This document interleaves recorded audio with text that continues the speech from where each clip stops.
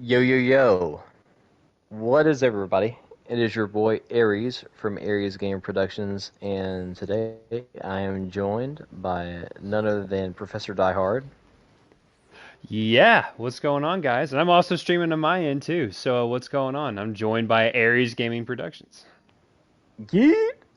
So, but, uh, really the origin for this video is my idea, just because of, some stuff that's kind of happened just with me, getting a new console. Got the PS5. Me and Professor Diehard both have PS5 now, and everything on this game looks really smooth right now. We were just talking about that when we were doing some dungeons and walking around town and everything. It's so much clearer, and they actually didn't have the launch for the PS5 until recently.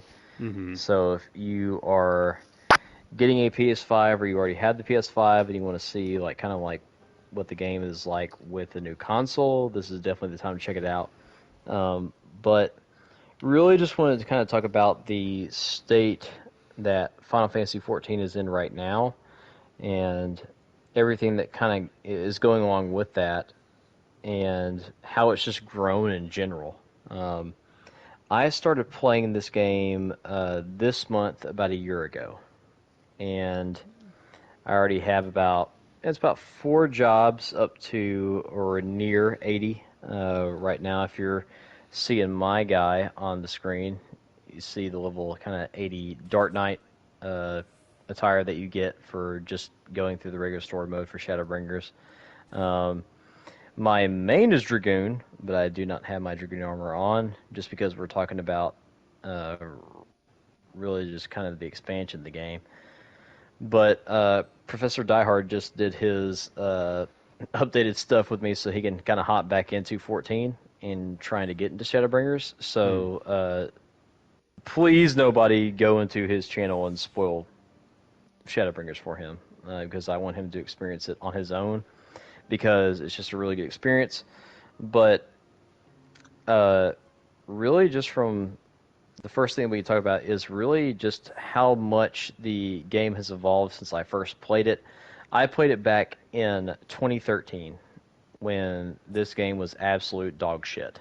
And I can say that pretty proudly because of how the game actually turned out after they revamped it with Yoshi P taking over as the director and producer for the game, and then him kind of incorporating different stuff into everybody that worked on this game essentially like had scheduled times from where like they would take like bathroom breaks and like they would do like all this kind of crazy stuff which sounds ridiculous to us right now, but that's basically what they had to do to keep the game going in general and to make it good again. But since then, they've had Heaven's Word, which is the first expansion, Stormblood, which is the second one, Shadowbringers, the third one, and of course, if you've seen some of the YouTube content for how many people are getting excited about 14, you've definitely seen probably some stuff on Endwalker, if not just the trailer itself. Um, the Endwalker trailer, really good, fantastically done. Music is amazing, of course, with Soken uh, Masi, I think it's Masayoshi Soken, his full name, doing the music for it. But it's just been like really crazy experience going on. But Jay, I want to get your kind of thoughts on it because you literally just like re-downloaded it tonight and did some Mm-hmm. dungeons with me and everything. But like, how do you think the game is like changed from you because you're at the very end of Stormblood from when you last left off and you're about to go into Shadowbringers? Yeah. So a little preface for me. I have jumped into this game and out of this game so many it's not a lot of times, but I'll never forget when this is back in our RA days. No, sorry, it wasn't RA days. It was after that. And you would come over and visit, and we would say, we need to get into an MMORPG. And you're like, Mm-hmm. yeah, well, Final Fantasy 14 is interesting. So I remember playing it at the very beginning. I don't know. I just wasn't in the right place mentally to get into it. I don't know why. I think it was just like a time thing. Those things happen. Yeah. But so I remember seeing that, and I just kind of was. I don't know. I think I chose Gladiator to start off with, and like I don't know. Like I just couldn't really. I was so lost in how big the world is, right? So I was just like, Mm. this is not my thing. So some time passes, and then you actually get the game, and you're telling me all about it. You're like, dude, you need to pick it up. So I finally cave. I'm like, fine. And then we were actually playing with a couple other guys, Big and Griff, and they're Hmm. also the ones that encouraged me to play it. And yeah, and the rest is history. I found I can be a rogue and I can turn into a ninja. Then I found out about the samurai class, and I was like, say what? So after I got through the free trial, which by the way, that's one of the best parts about this game is you can level up to was it 50 or 60? Uh, You have an expansion for free. So what they did was they basically said, hey, anybody who wants to try the game will literally give you an expansion for free. So you yep, can go through the base game, which is level 1 to 50, Realm Reborn, 150. and then Okay. you go into Heavensward, which is 50 to 60, and you get those for free. So if you Yep. are Yep. thinking about picking up the game, you can literally get halfway through the content for free. Yeah. There you go. And I mean, after that next DLC comes out, it's not gonna be half Yeah, anymore. It's gonna be like what, like a fourth or whatever. But yeah, so yeah, so I got through it, and if you want to get into my actual opinions of it, I felt like and we were talking about this earlier. Like the mm, biggest problem this game faces is like the intro, because like the intro is yep. kind of like a Hmm. slog, right? But the combat's still fantastic. You're developing your characters. There's plenty of jobs to try out, and there's just a lot. There's a lot of variety.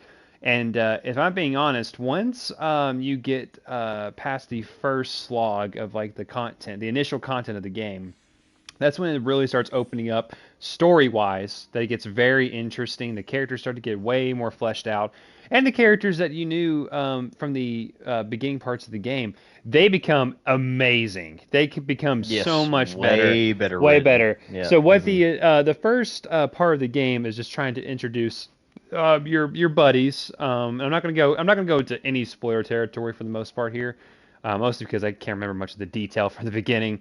But Yeah.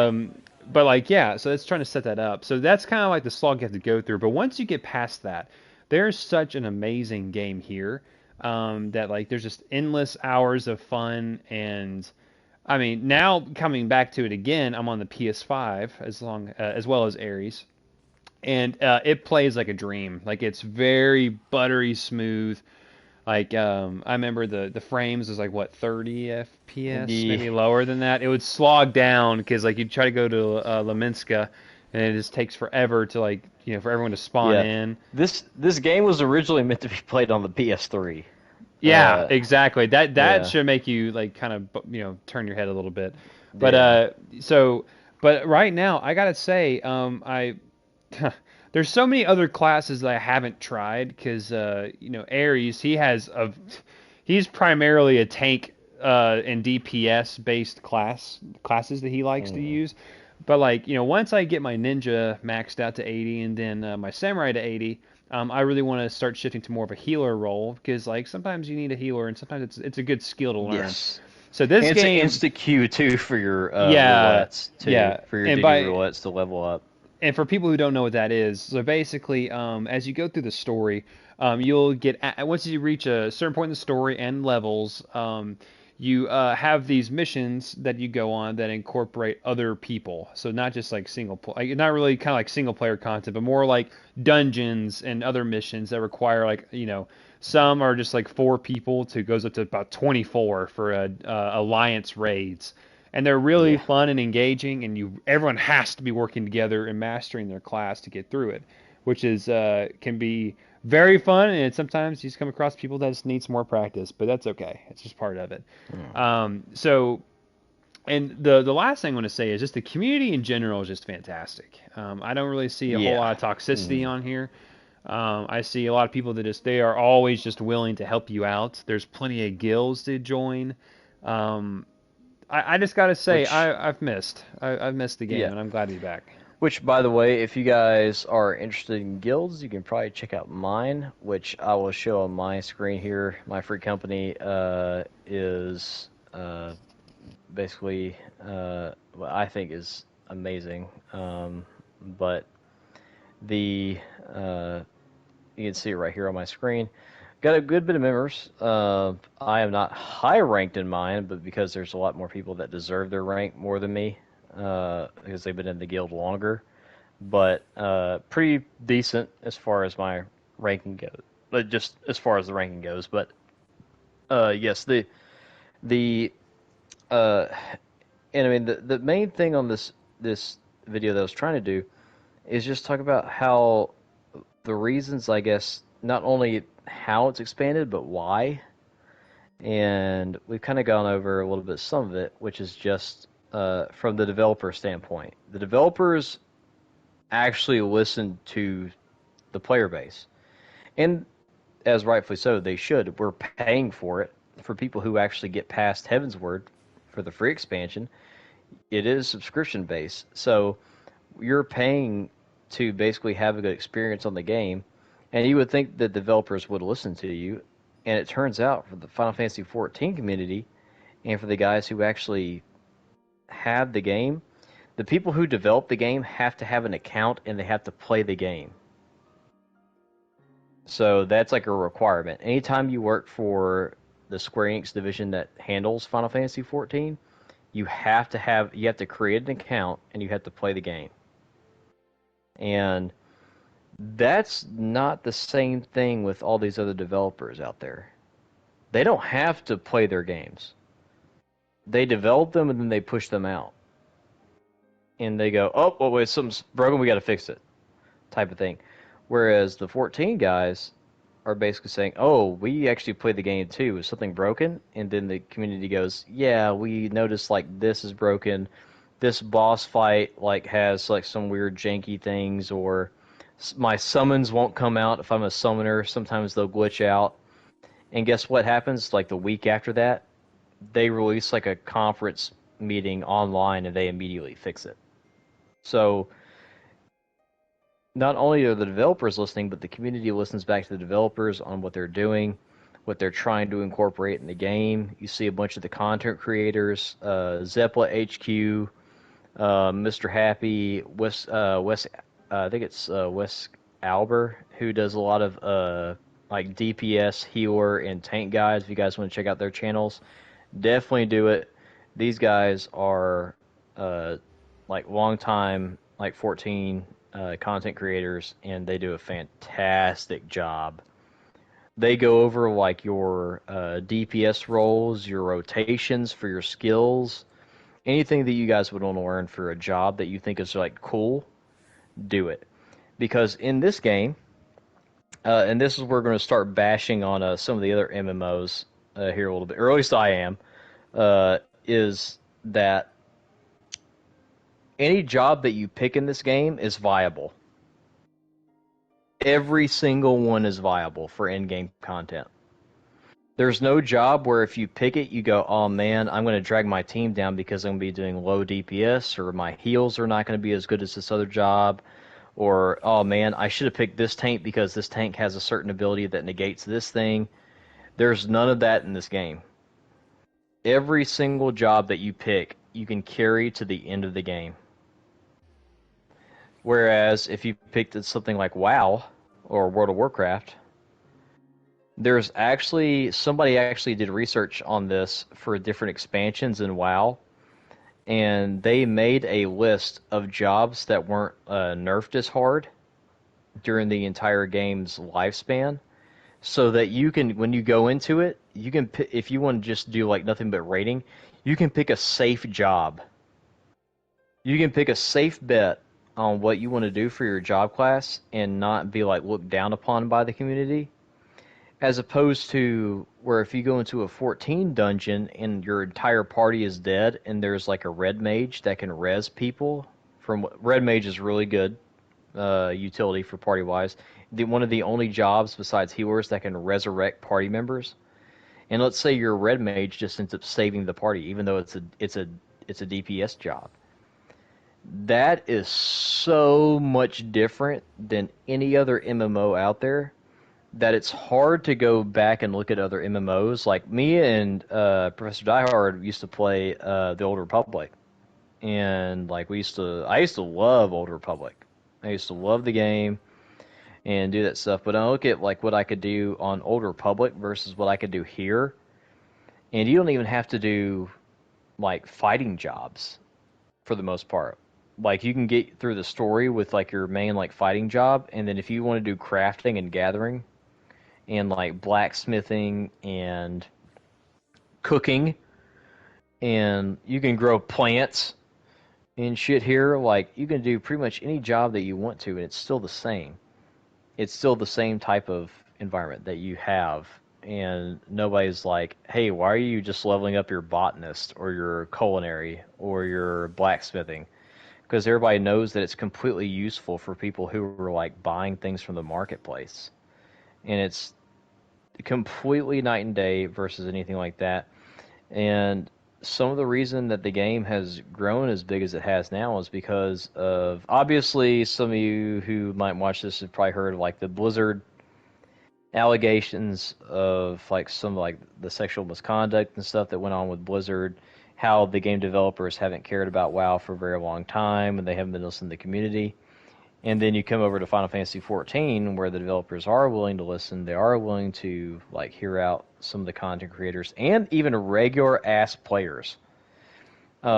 If you're watching this game and you like find out like just writing a letter to like Yoshi P, or you go to the Final Fantasy cons and stuff like that, yeah, like Yoshi P will answer your question directly. He doesn't even speak your language probably, and he'll answer your question directly. So it's just a complete paradigm shift from what people are probably used to in MMOs to coming over into like Final Fantasy 14, experiencing everything you have it has to offer, and essentially what will end up happening is a lot of the WoW guys who ended up coming over to 14 are just like blown away with how like easy it was to transition from WoW over into 14 because they were already tanking or they were already a DPS, they were already a healer, stuff like that. But I know me and Professor Dyer were talking about this a lot, um, just off stream a bunch of times and things like that. How much of the difference the community pays attention to it when the developers listen to its player base? Like, I mean, I mean, we were talking about this with like different companies, EA, BioWare, uh, with Activision, with Blizzard, and we were just talking about this for like such a long time with different developers not doing this stuff, and it's completely night and day with it. It's completely different from our experiences with some of those developers compared to like what Square has done with this game. It's completely different. Yeah, absolutely. Yeah, I mean, I couldn't explain it better to myself. There's just been so many things that have gone on that have just facilitated a better game in general. And like, they literally did not have to go back and fix the fucking game Yeah, previously. They didn't have to. they could have let 14 just die. Yeah. Yeah, they could have, but guess what? They did not. And because they did not, why you're now seeing a lot of players from WoW leave WoW because obviously Blizzard sucks and shame on them. But other than that, you just have a very healthy community, healthy developers, solid content all the way through. And yeah, I mean, I Final Fantasy 14. If you don't even have to understand everything about Final Fantasy to even get into the game. Any game of Final Fantasy you play is a great entry into the game, into the world of Final Fantasy because everything is separate from each other. So just because you Yeah. didn't play Final Fantasy 1 through 13, Yeah. This, yeah. it's not like you're missing something because you're not. I mean, there are you're not missing anything. So I feel like if you're thinking about picking up the game, God, I mean, if you're trying to, give a game a rating of 0 to 10, it's a 10. I mean, it's worth your time.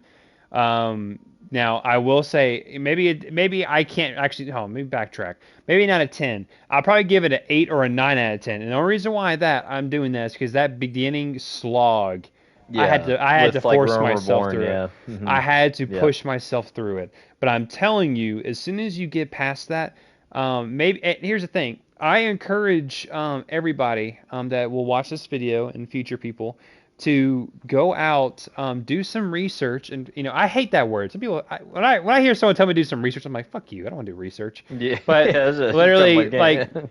try to find some popular groups that are very active in the game.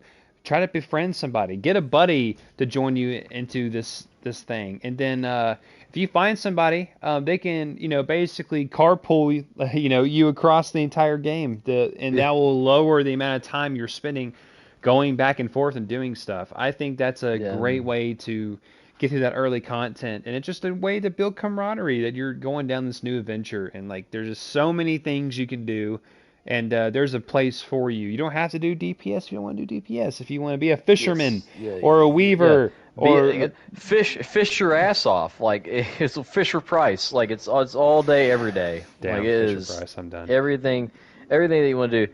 People in my guild even, like, I don't know them personally. Like me and Professor Diehard, like we know each other personally. We have met in real life. We've known each other for a very long time. We like the same type of stuff. We like the same type of games. We have like done, I don't even know how many streams A on lot. certain stuff that we have all liked, and we've done streams with other people that we know in real life that have gone on our channels and talked with us about stuff. PT being one of them, Bob being one of them. Uh, we haven't had Big and Griff on, which we should definitely for a 14 stream, but because Big and Griff are like actually really, really know the ins and outs of the game. I played the game for a long time, but not as long as they have, and but like they know everything about the game, pretty much what to do when you do something wrong or how to correct your mistakes when you do something wrong. All of that stuff that you'll find in a guild. So if you see people offering for like a fun guild, do that. My guild asked me just how my day's going to give you an idea Mm. of why I like the guild. If I didn't have that, I would have left the guild and done another guild. But the best thing about the guild was that like it was just like they're just like very like it's for casuals, people who are just enjoying the game, just want to do their own little thing, and for people who want a community too. So you have the best of both worlds in my guild that I'm in, and that's the best thing about the guild. Uh, I had a really crappy day. One day I logged in, told everybody about it, and said, "Hey, you want to go on a raid and get your anger out?" And I said, "Yes, invite me." And I ended up at a 4 stack. We went on some dungeon raids, and it was fantastic. And so, like, even if you're really searching for that type of online like environment where people are willing to help you and get used to the game, and tell you what you need to do for like certain things, definitely get a guild. You also get bonuses from your guild as well. You get EXP bonuses, you get guild bonuses, you get sometimes you just get reduced cost for teleporting to Aetherites across the realm and stuff like that. So it is just absolutely a must, I think, if you're going to play this game a long time. Go Mm. ahead and find yourself a guild and join it. See how you like it. If you don't like the guild, tell them. Uh, there are some people that didn't like my guild because they were too casual. And they said, "Hey, I don't like how we're not going on raids with the whole guild every now and then. I'm leaving." And the guild said, "Okay, yeah, I understand." In any other game, they would have called you an idiot or a loser or, "Dude, why the fuck do you not want to play with us?" type of thing. That would have happened in any other MMO, but because the community on this game is so relaxed and so chill that people are just like, "Yeah, you want to do your own thing? Do your own thing." And nobody will think less of you for it. It's that is the difference between a lot of these other MMOs with this game in particular, because is just because of the amount of people that are willing to help you, especially when you go into your duty finders with your daily roulettes of trying to level up your character and stuff like that. Since you have to do it with your entire team to succeed, it creates an environment where you have to work together to do that. Just with the raid that we did an alliance raid, which is a 24-man team, and we just did that before doing this video. And me and Professor Diehard were like, hey, some of our healers aren't healing us. Let's try to like let them know like some of the mechanics and stuff. Some of the other tanks, like myself, we're trying to let people know some of the mechanics of it and everything like that. So it's literally just a bunch of people just trying to get through content together. And that's what the game does really well is it provides that sense of community and a community that is willing to help you. And again, the Mm. content creators online are really good at doing that too. Um, if you guys haven't watched any, I would say the person that I probably watched the most on Final Fantasy XIV content is probably Wes Albert and Zeppel HQ. Um, both of them just have like guides on like proper etiquette, even in Final Fantasy XIV, to like what like glamour looks the best for your class, for your job, to rotations on your job and how to be like good at your job, essentially. And so all that stuff's available, and it's almost just a shame if you don't check them out if you're interested in the game. The other thing that I want to talk about was the, I guess, really just how things have changed from, uh, really from even the beginning of Shadowbringers to the end of it with some of the job differences. I know this is where kind of me and Professor Dyer are going to get lost in the sauce a little bit on this, but Monk used to be a problem. And actually, Professor Dyer used to hear Big talk about this a lot Hmm. about how Monk was like, it was just a really jank job. Like nobody knew what was going on with it. Like there was just like there's so many things that were going on with the job. My main job, Dragoon, was extremely underpowered going into 5.1 in Shadowbringers to where I had to struggle and fight so bad with some of the new bosses that they came out with. I was pulling out all the stops and still getting like one shotted and things like that. But the developers again listened to the community and guess what they did? They fixed the jobs now to where you don't have as weird rotations as you do with Monk as you used to have it.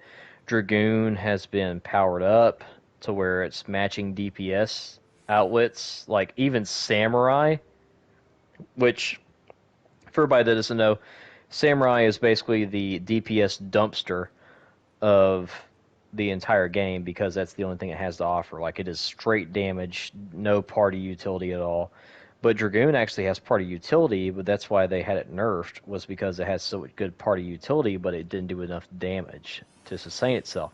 Well, now it does, and Dragoon feels better than it's ever felt. They didn't even have to change any of the attacks at all. The attacks are the same. They just literally buff the class. And for those of you who've watched my channel before and you've talked about fighting games and how none of the fighting game developers do that, a damn RPG figured out how to do this before fighting game developers figured out how to do this. Let that sink in for a little bit. And with Samurai, like Samurai, even as good as it was for a job, had a little bit of some issues with like getting back to your damage burst and things like that. But that's no longer a problem either because they buffed Samurai too. You now deal more damage on stuff now. It's not as extreme as it probably could have been that they would have buffed it, but it was already really good. So they just kind of tweaked it a little bit more and still made it viable. Again, none of the jobs are not viable in this game. But like so uh even with just like expanding like going from Realm Reborn to Heavensward, you immediately see a difference in the story quality. And I know me and Professor Diehard had like I think it was like one night we had like a 2 hour talk about once you finished Heavensward and we're going into Stormblood, that first time that you finished it, how you were like, wow, this is like a actual like really good story now, as opposed to like you feeling like you had to slog through a Realm Reborn and then go through Heavensward again. and you were probably like, because I think I like got your energy from like when you finished Rumberborn to like being like, oh God, what does Heaven's Word have in store for me here? Is it just gonna be more fetch quests and more like stuff with my job, and like I have to go back to my job recruiter every like 5 levels and do stuff like that, and like it just didn't turn out to be that way. Like, what did you think about it whenever you got into like the expansions and like how you started to see like the progression of like you not having to do fetch quests, you not having to do like things that annoyed you in Rumberborn?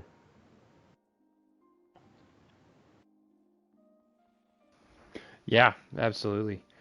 Um, yeah. Again, you always had this way of like perfectly explaining it. I can't really offer anything else in further detail. But yeah. Um, But how did you feel? I guess my question is, how did you feel about it though? How did you feel about going from Realm Reborn to like Heaven's Word, and then from Heaven's Word into Stormblood, and then going? You're about to be into Shadowbringers, but like, how did you feel like okay. from like each progression Okay. into it? And just you're talking about like just gameplay, story, just the whole shebang. Gameplay and story, yeah. Yeah, so as I was saying earlier, I just did not like the first story bit.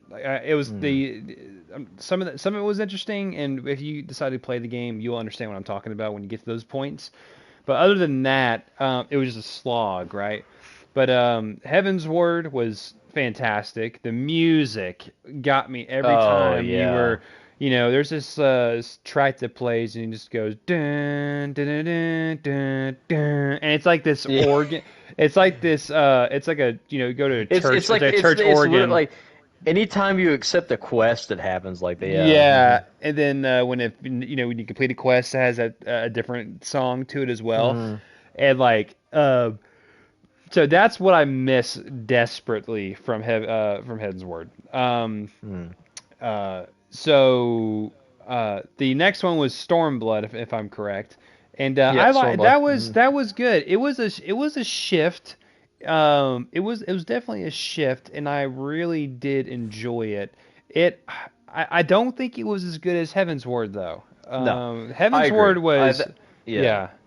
Heaven's Word was such a Heaven's Word. stronger. It was such a stronger story.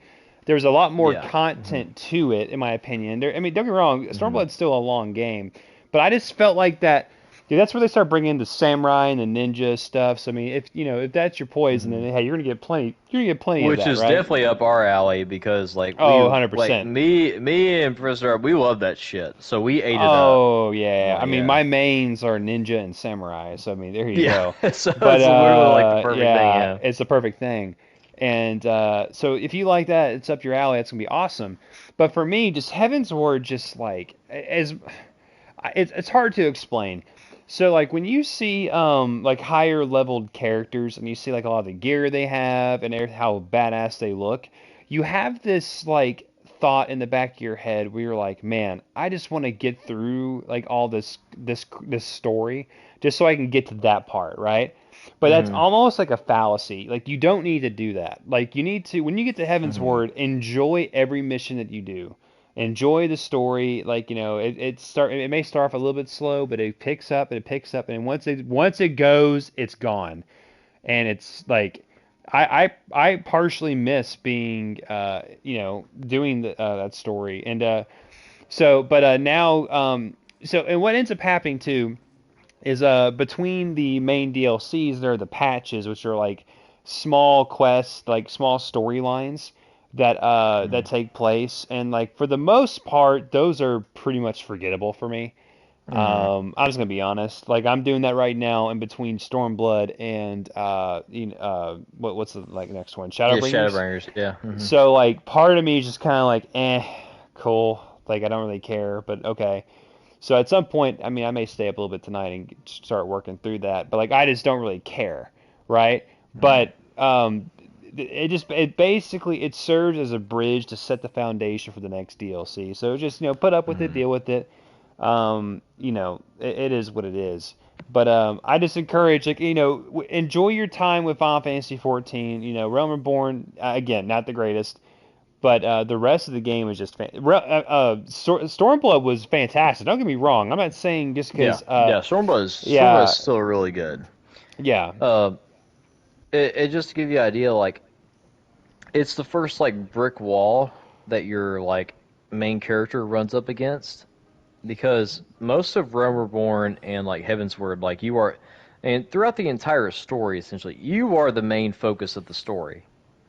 It's not like these other MMOs where you're like, oh, you're just kind of a guy there, and they're like there's some other like NPCs there that are actually more important than you. No, you are the main guy or girl. Uh, like that is the whole premise of the game. Like you are the savior of the people, essentially. And Stormblood is actually where you run across an NPC that just straight up like just negates you, Hmm. and throughout the entire story, which is what makes it interesting in my opinion, because like you're this big hero, and then there's just this guy that shows out of nowhere that just like he doesn't give a shit. Like he knows who you are and everything, and he's just like, nope, don't care. You're fodder. And then it's more about your character like being able to like get up to that point where you're challenging him and eventually like getting up to his level, and he's like, oh shit, well maybe I'm like maybe we're missing something here. But it's it's that part. Shadowbringers to me, since I've gotten to play through all of it, or really most of it, but the the best thing about Shadowbringers is that there's so much to it that pretty much disregards most of like the boring parts of Reborn, and it really gets you into like the meat of what you're actually doing in general. It brings back some stuff from Reborn, in fact, so you can't just really ignore the story for Reborn either. You have to at least have an understanding of what has happened in Reborn up until you got to Shadowbringers, and like that includes Heaven's Word, that includes Stormblood, and then parts of Shadowbringers that you've already played through. It's a culmination of like what you've gone through in your journey in like the MMO itself that really like makes the story so good in general. And the same person that actually wrote the Shadowbringers story was the same person that wrote the Dark Knight job quest, and she did a fantastic job with it. I think her writing on Shadowbringers and the Dark Knight quest is probably top tier as far as storytelling in probably any RPG ever. Hmm. Anyone. Name me an RPG, I'll toss back Shadowbringers at you. Hmm. Because it's literally just so good that it's hard to have people pass it up. And it's almost to a point where like I still remember the first time that I ended up playing like some of the like the dungeons, the bosses, the missions, going through it, anything like that, and it's just completely different from what you would expect from like an MMO. And that's what got a lot of people to play it because they heard about Shadowbringers, they heard about how hype it was, like how it just like it was really good storytelling, and I think that's what people were missing in their MMOs actually was because they basically just were used to doing MMOs for leveling up, getting your character looking really awesome, uh, but they were missing something vital to, which I think was the story part that was kind of tying everything together. And the thing I think that has Final Fantasy XIV growing so big is because it is that, and then it's more than that. Hmm. That's the thing that has kept this game going, is because there's there's the story aspect of it, there's the combat aspect of it, where you have your global cooldowns, you have your off global cooldowns, you have your you know uh, abilities that you can spam To get damage, you have your abilities that negate your positionals. If you're a DPS, if you're a tank, you have damage mitigation. If you're a healer, you have AoE heals, and like all this combat stuff that you kind of piece together as you're playing the class. And it's so much easier when you do that kind of a thing, as opposed to just saying, well, you could stop at Dragoon at level 60 and just get a Dark Knight at level 80. It's completely different. They're completely different classes. Oh yeah, you could do a ninja and a scholar. Mm. Like they're completely different animals, and you have to tackle each one like it is. And it's very similar to the last video that me and Professor Diehard did, which was Samurai Warriors 5, which is not the same because half the cast has the same move set as the other cast does, and NPCs had the same thing as that. When you run into people here in Final Fantasy XIV, whether they're players or whether they're NPCs, they actually have completely different type of moveset, and they have a different type of uh, uh, things that they bring to the table, essentially. So you're always kind of constantly guessing your party makeup. You're constantly guessing like who does what, and it's a different flavor. Like every dungeon that you go into, you may run into a dungeon where you have nothing but ninjas, Mm. or you may have a dungeon that's completely varied on job classes. I had a dungeon one time where I was a tank and both of my DPSs were samurai. Damn. That's a lot of DPS. Yeah, that's a shit ton of DPS, but like there's no party utility. So like you have to like even as a tank and as a healer and as a DPS you have to like manage it. And that's like the fun part about it though. Is like yeah, sure you have two samurai, but who's gonna bring the party utility? Is it the ninja? Is it the dragoon? Is it the summoner? Is it the black mage? Is it the red mage? Is it the monk? Like, Hmm. is it the bard? Like, who is bringing something else to the table when you pick your class and you're going into the same dungeon as a bunch of other people who have like maybe mained the job that they're playing or like just playing it, kind of to get it leveled up. Like, there's a lot of stuff that goes into it, and I think that's the thing that kind of you know teeters out and branches out from it. But I know so from even from what we were just talking about, Jake. So like, okay, 8 or 9 out of 10. I get that too because it's just a slog from Realm Reborn. I would probably give it a 9 out of 10 just because of my slog from Realm Reborn too, because I don't remember it that well, as opposed to Mm-hmm. you who has a different experience from it.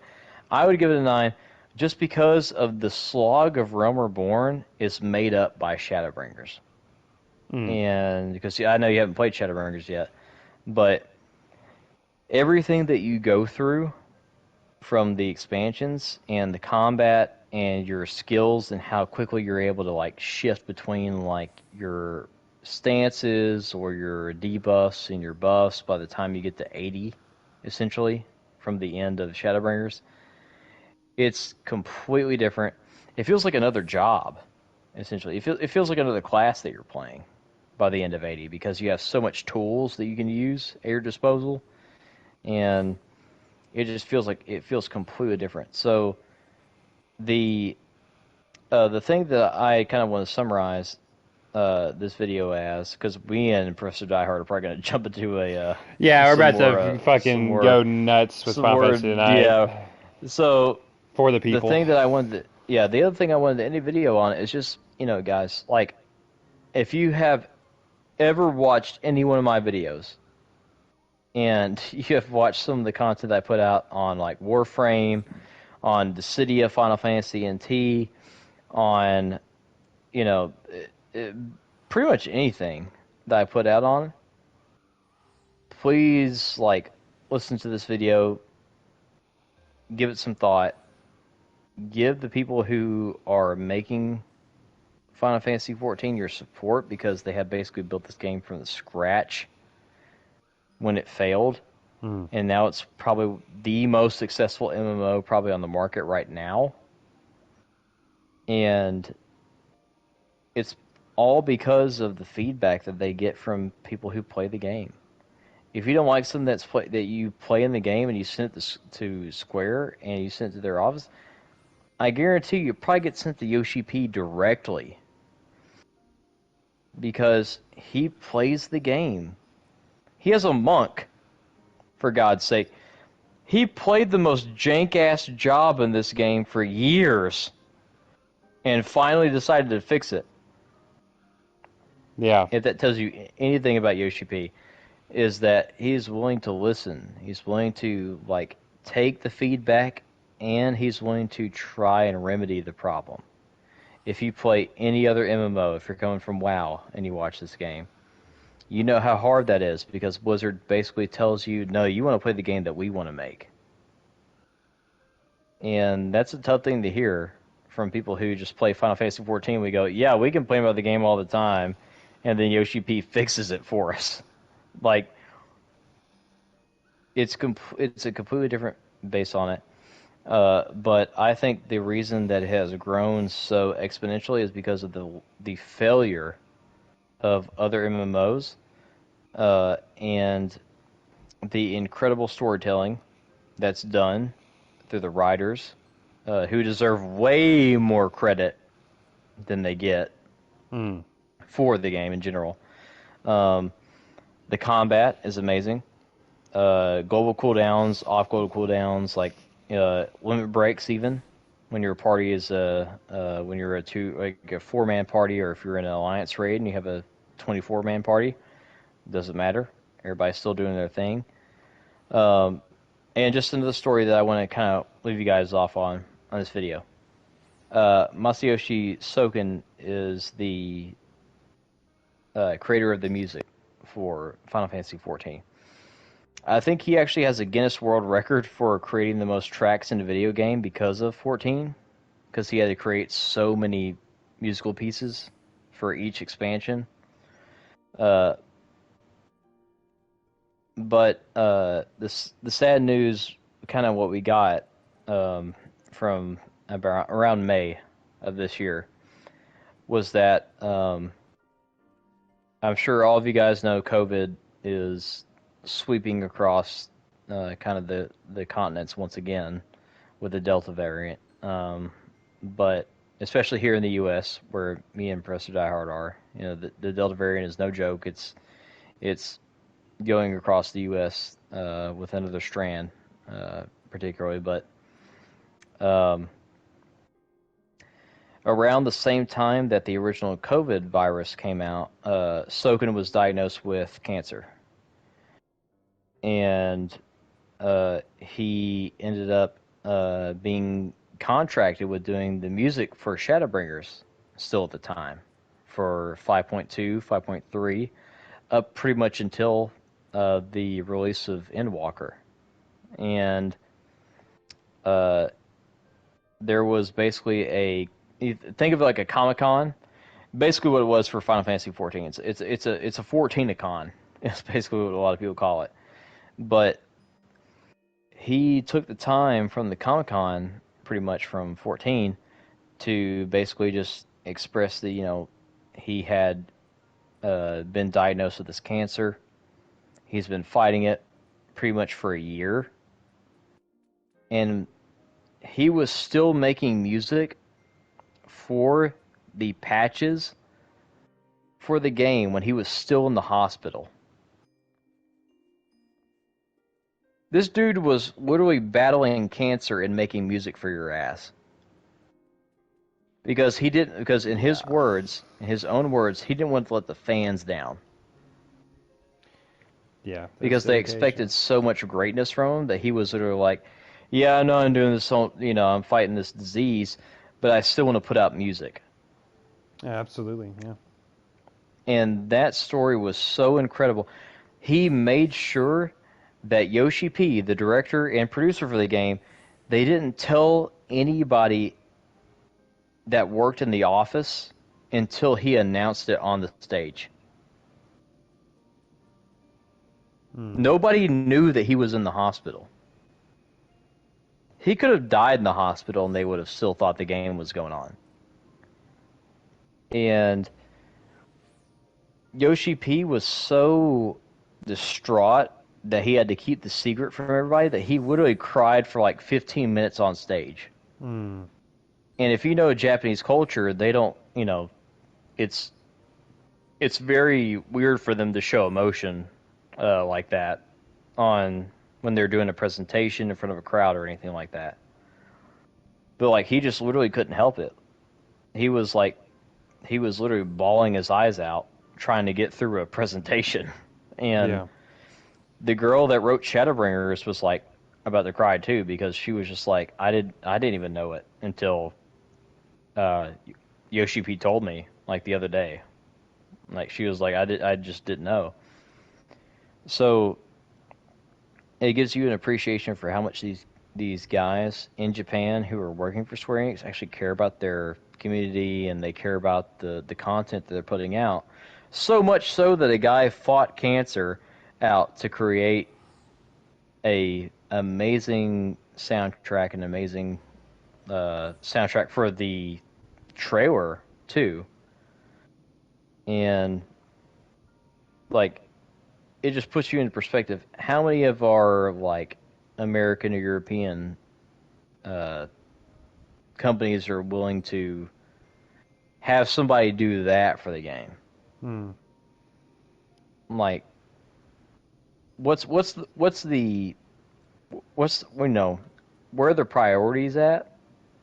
And I think Yoshi P and Soken kind of said it all in this May conference. If you ever watch this video and you get the chance to hear about this, look up the the actual part where Sogan is telling about his cancer, and he actually wore a wig for that conference because his hair is growing back from his chemo treatments, and the good thing about his recovery is don't want you to think he died by any reason.